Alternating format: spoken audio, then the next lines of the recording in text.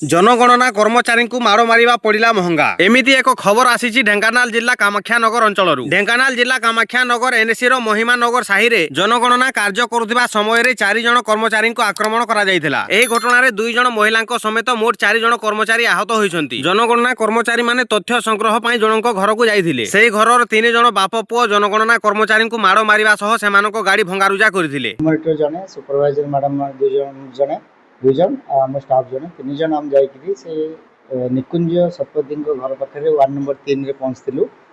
से डाटा देना census data आम जाइलु।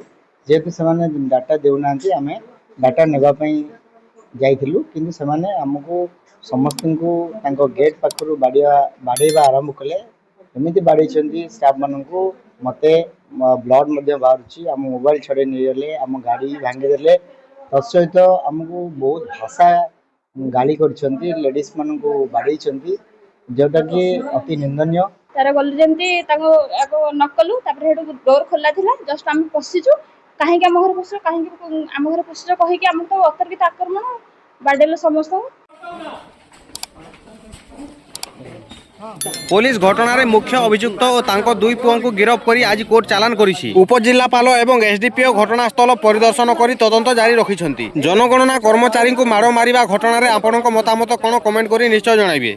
जनगणना कर्मचारी को माड़ मारिबा पड़िला महंगा। एमिति एक खबर आसी ढेंकानाल जिला कामाख्यानगर अंचल।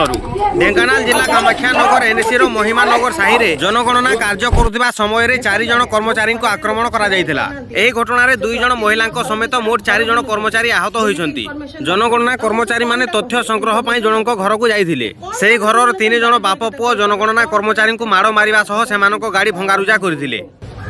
मैडम सब बड़ गुरु मो पश्चाताप तो पश्चाताप कले किसी कहया कथा ना मन में केते आघात देल तुम कह।